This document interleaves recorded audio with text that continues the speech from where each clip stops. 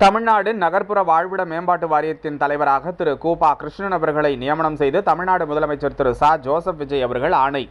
ஏழை எளிய மக்களின் வாழ்விடங்களின் மேம்பாட்டுக்காக உருவாக்கப்பட்ட தமிழ்நாடு நகர்ப்புற வாழ்விட மேம்பாட்டு வாரியத்தின் மூலம் குடியிருப்புகளை உருவாக்குதல், உறைவிடங்களில் மறு குடியமர்வு செய்தல் போன்ற பணிகள் மேற்கொள்ளப்பட்டு வருகிறது.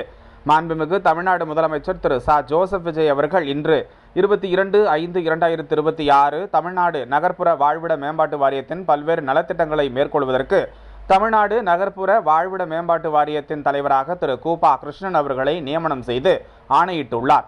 இதனைத் தொடர்ந்து செய்தியாளர்களை சந்தித்தார் கூபா கிருஷ்ணன் அவர்கள். உள்ளத்திலும் கவர்ந்த ஜோசப் விஜய் அவர்கள் அந்த வாரியத்தின் தலைவராக என்னை நியமனம் செய்திருக்கிறார். எதிர்பார்க்காத ஒன்று. நான் லால்குடியிலே போட்டியிட்டு குறைந்த வாக்கு வித்தியாசத்தில் தோல்வி அடைந்திருந்தாலும் அதை நினைவில் கொண்டு எனக்கு இந்த பதவியை இன்று அவர்கள் வழங்கியிருக்கிறார். இதில் ஒரு மகிழ்ச்சியான செய்தி என்னவென்று சொன்னார், ஏதோ கூபா கிருஷ்ணன் ஜாதியை சொல்லுகிறான்றது என்ன வேண்டாம். நாளைக்கு திருச்சியிலே சதய விழா.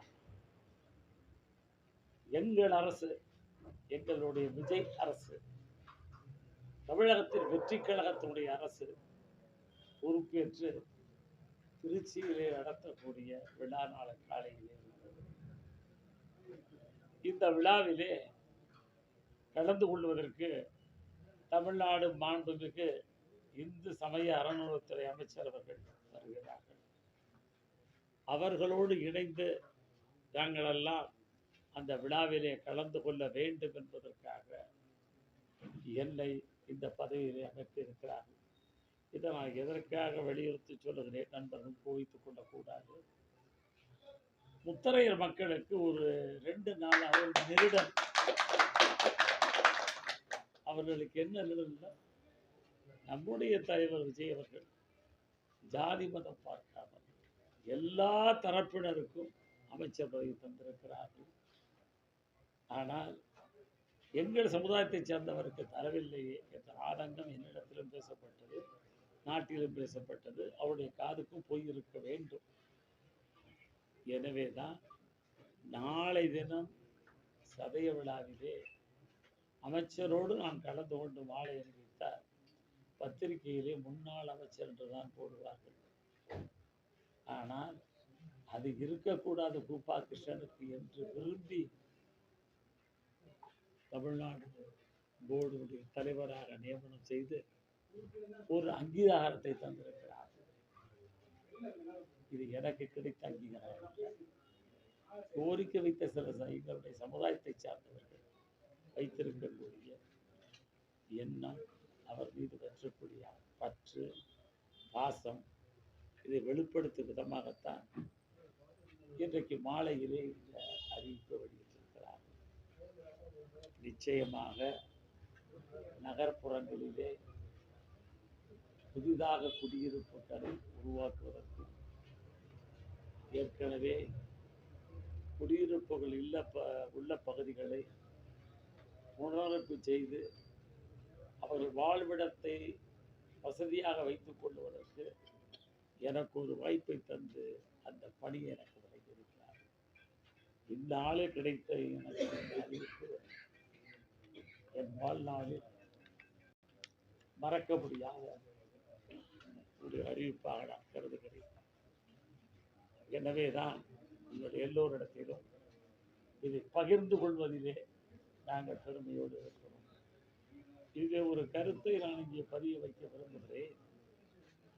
எங்கள் தலைவர் முதல் மாநாடு உளுந்தூர்பேட்டையிலே போடுகின்ற பொழுது தலைவர்களெல்லாம், இந்த கட்சியுடைய வழிகாட்டி தலைவர்கள் எல்லாம் பெயரிட்டு சொன்னார்கள். ஆனால் அந்த கொடியிலே 2 யானைகள் பிடிந்து வருவதையும் வாகைப்பூ இருப்பதையும் அவர் சொல்லுகின்ற பொழுது சொன்னார், ஒரு மனிதன் வெற்றியை நோக்கி போகின்ற பொழுது நிச்சயமாக வெற்றி பெறுவேன் என்ற ஊந்துதலோடு அவர் செல்ல வேண்டும்.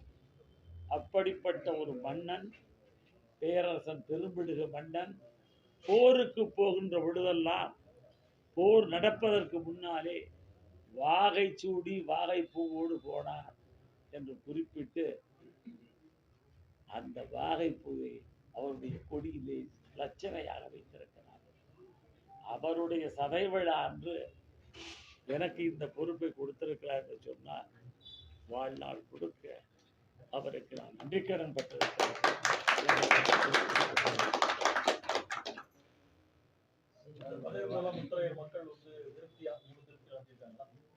நாங்க வெற்றி பெறவில்லையப்பா. வெற்றி பெறுத நிறைய பேருக்கு அமைச்சர் பதவி கொடுத்திருப்பாரு. இப்ப எங்க அணியில ஒரே ஒரு சட்டமன்ற உறுப்பினர் மட்டும்தான் முஸ்லீமிலே வெற்றி பெற்றிருக்கிறார். நான் தோல்வி அடைந்திருக்கிறேன். எனவே அவருக்கு கொடுக்கக்கூடியதை எனக்கு இந்த ஆணை மூலமாக அமைச்சருக்கு நிகரான அந்தஸ்தில் எனக்கு இந்த பதவியை கொடுத்திருக்கிறார். இந்த ஜிஓவிலே அவர் சொல்லுகின்ற பொழுது in the rank of cabinet minister,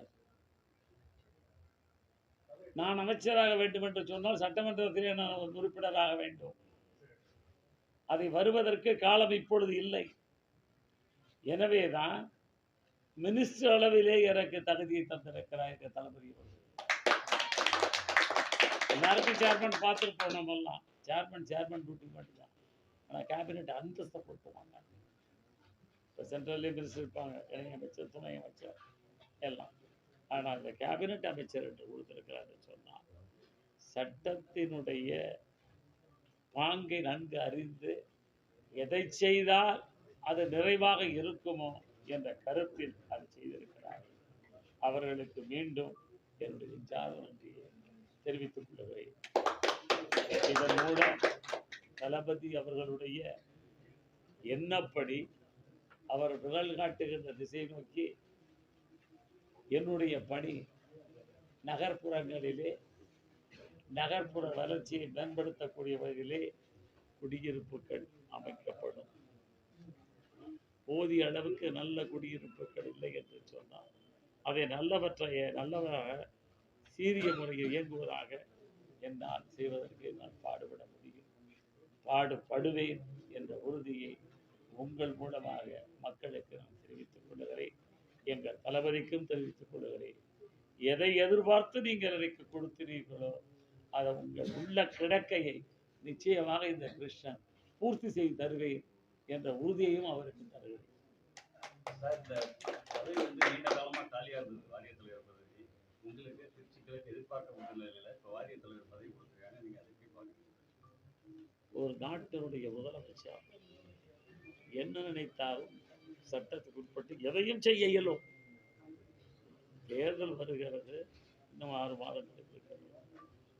இந்த 6 மாதங்களோ 1 மாதங்களோ 2 மாதங்களோ அதுவரை கூட கூப்பா கிருஷ்ணன் சோர்வாக இருந்துவிடக் கூடாது, அமைதியாக இருந்துவிடக் கூடாது.